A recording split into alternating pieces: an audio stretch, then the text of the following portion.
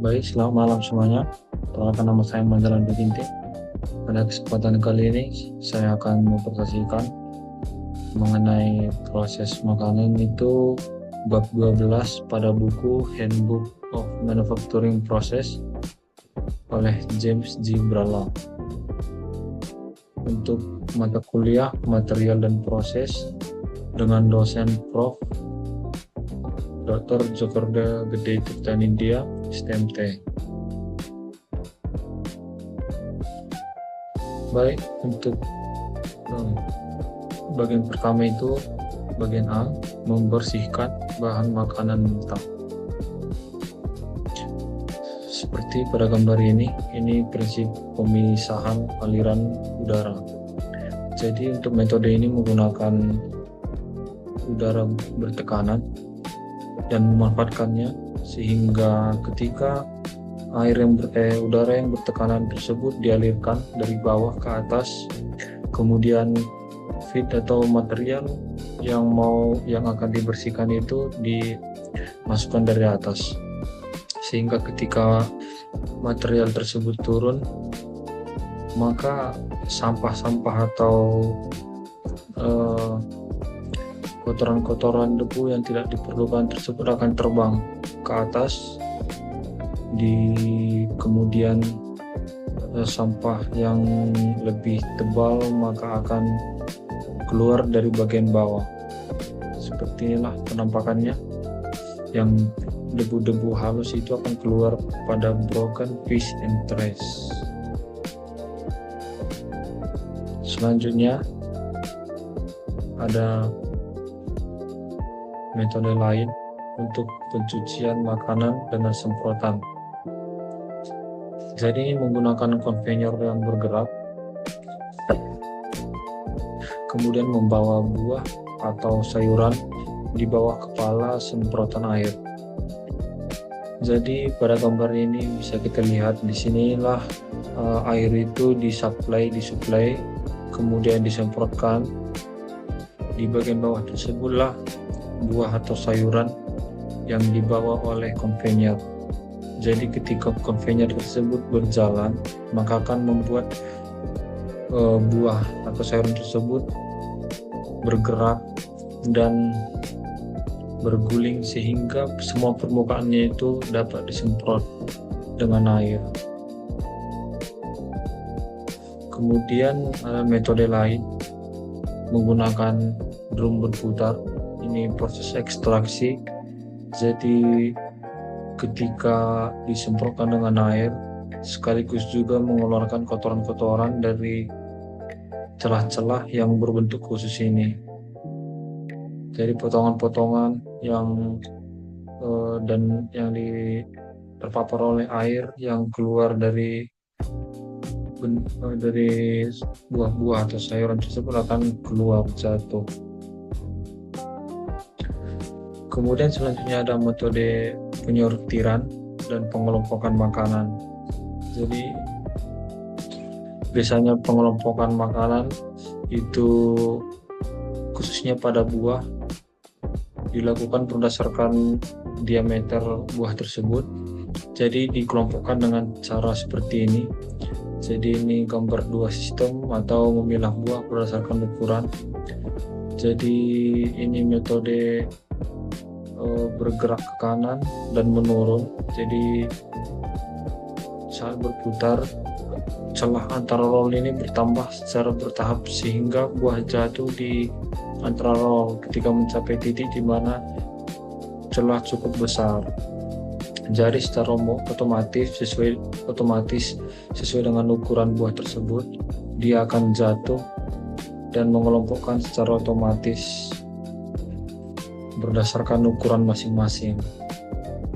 Selanjutnya pengelompokan berdasarkan menggunakan konveyor. Jadi konveyor tersebut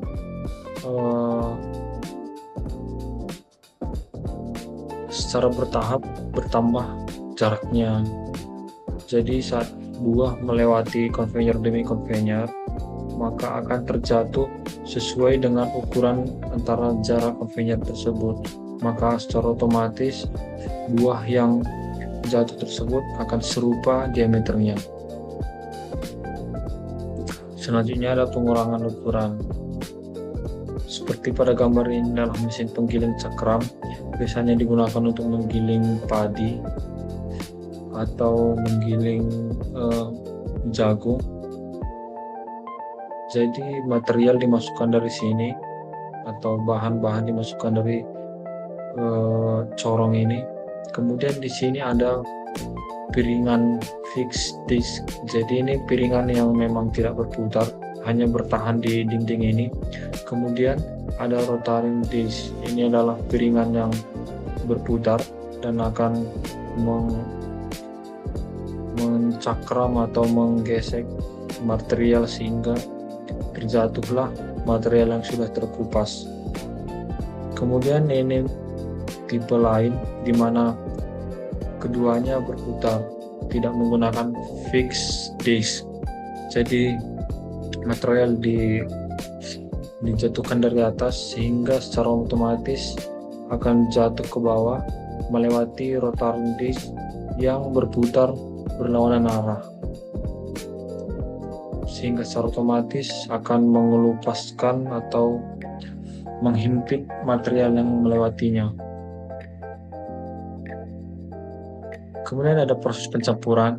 Jadi ini bagian A, ini tempat atas. Seperti inilah prosesnya, ada yang bergerak seperti ini, kemudian ada yang bergerak seperti ini menggunakan dua jenis pengaduk yang berlawanan arah, dan yang dua pengaduk ini digerakkan lagi dengan satu arah sehingga proses pencampuran itu lebih homogen. Kemudian ada tipe lain, ini wadah pengaduk yang berputar dengan satu bilah pengaduk yang berputar. Jadi berbeda dengan yang sebelumnya yang menggunakan satu bilah saja. Kemudian proses pemisahan. Ini salah satu contoh pemisahan. Ini gambar dua metode batch untuk ekspresi. Ini yang pertama bagian A. Jadi kalau kita amati, ini food pulp. Jadi ini bubur atau yang sudah di blender atau sudah dipotong-potong, dimasukkan ke alat ini secara bertahap, dikompres dengan tekanan hidrolik, maka ini akan bergerak ke atas, secara otomatis akan mengeluarkan liquid atau cairan dari makanan tersebut. Jadi cairan tersebut keluar dari sirip-sirip ini atau yang disebut liquid flow opening, kemudian ditampung, maka akan keluar pada express liquid. Kemudian bagian B ini press sangkar. Jadi ada dua metode, ada dua proses. Ini proses yang pertama itu proses tertutup saat pulp makanan ditekan. Jadi ketika ditekan, maka liquidnya akan keluar dari sini. Liquid tray ini adalah tempat penampungnya. Kemudian pada proses berlangsung di mana tekanan hidrolik tersebut menekan. Kemudian ini proses kedua, proses terbuka atau melepaskan pulp makanan dari cairan. Jadi setelah proses selesai maka dikeluarkan seperti inilah. Kemudian selanjutnya konsentrasi, itu gambar osmosis, prinsip osmosis dan osmosis balik. Bisa kita lihat pada gambar ini ada less contract solution, kemudian more concentrate solution, kemudian ini semi permeable membrane, kemudian water flow bergerak ke kanan. Jadi tekanan osmotik alami memaksa pelarut air melalui membran menuju larutan yang lebih pekat sehingga larutan tersebut menjadi kurang pekat. Kemudian selanjutnya larutan yang lebih pekat ini diberi tekanan cukup seperti ini, melebihi tekanan osmotik alami, osmotik dibalik, dan air dipaksa melalui membran water flow menuju larutan yang kurang pekat, sehingga larutan di mana air mengalir menjadi lebih pekat. Kemudian ada pengolahan termal makanan. Jadi ini melibatkan termal juga pada prosesnya. Ini pengalengan, jadi saat berguling kaleng digeser oleh spiral ke posisi berikutnya dan secara bertahap dari satu ujung sterilisator ke ujung lainnya. Bisa kita lihat ada rotor dan stator di bagian luar, rotor bagian dalam. Maka secara otomatis pada rotor akan tidak rolling dia. Selanjutnya ini adalah guide race on rotor, maka di bagian di area ini kaleng-kaleng tersebut memisah ke bagian stator mengikuti rolling can. Jadi ini tampak dari depan, tampak keluar ke interior dari ujung, interior dari ujung dan sisi. Ini tampak keluarnya spiral track on stator yang menciptakan jarak proses yang panjang dalam satu ruang kompak. Kemudian dehidrasi dan pengeringan. Jadi gambar ini mendeskripsikan pengeringan. Ada heating coil, memanaskan, jadi udara yang diserap itu bersifat panas. Jadi di sini air intake, udara masuk dari sini, maka akan ditarik oleh fan atau kipas, kemudian dipanaskan sehingga udara yang masuk itu memanas. Jadi di sini telah disediakan rak food material on tray, maka bersirkulasilah udara panas tersebut kemudian keluar di bagian air exhaust. Kemudian ada damper untuk mengatur seberapa banyak udara yang ingin dimasukkan ke dalam pengeringan. Kemudian ada pendinginan untuk pengawetan. Ini metode umum untuk pengawatan makanan, buah dan sayur hingga setelah dipanen. Selanjutnya ada operasi lainnya. Jadi pemrosesan medan listrik berdenyut intensitas tinggi atau disebut dengan PAV 1,10. Jadi kalau kita amati, ini digunakan oleh komputer atau dikendalikan oleh komputer. Kemudian high voltage power supply oleh perantara buzzer, kemudian menjalankan proses ini pompa, kemudian unread product melewati pump sehingga masuklah ke cooling coil. Di sebelumnya masuk ke treatment chamber melewati cooling coil dan keluarlah dalam bentuk treat product. Jadi ini gambar pengolahan medan listrik pulsa kontinu. Kemudian selanjutnya pengepakan daging. Jadi biasanya untuk setelah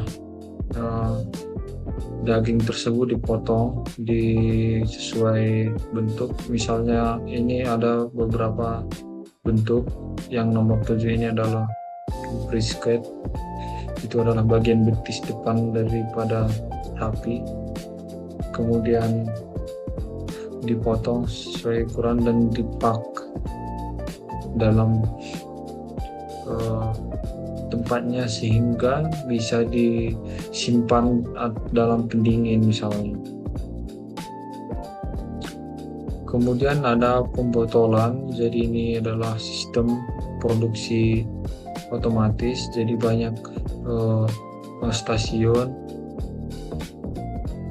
dan ini berjalan tahap demi tahap sehingga menghasilkan botol yang siap dijual. Jadi sistem produksi menangani proses mulai dari penyusunan botol, pengisian cairan, pemasangan tutup, hingga pengumpulan botol, kemudian dikemas sehingga dapat dijual. Kemudian kemasan lainnya biasanya itu bersifat fleksibel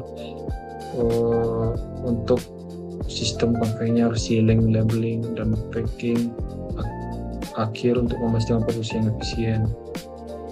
Kemudian ada proses penyimpanan, di mana proses penyimpanan ini memiliki beberapa faktor untuk pengendalian ketatnya, yaitu bagian suhu, kelembapan, atmosfer, cahaya, rotasi stok.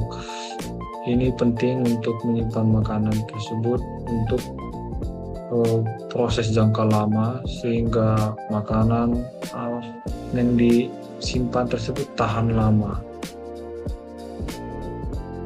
Kemudian pembersihan peralatan makanan dan sanitasi. Jadi sesuai SOP pasti dibersihkan sesuai urutan standar operasi, yaitu membilas, membersihkan, membilas lagi mungkin 2 kali, kemudian mensanitasi, yaitu menggunakan deterjen kimia untuk membersihkan, merupakan praktik standar. Baik, demikianlah presentasi yang dapat saya lakukan pada tugas kali ini. Jika ada salah kata mohon maaf. Sampai jumpa di pertemuan selanjutnya. Terima kasih.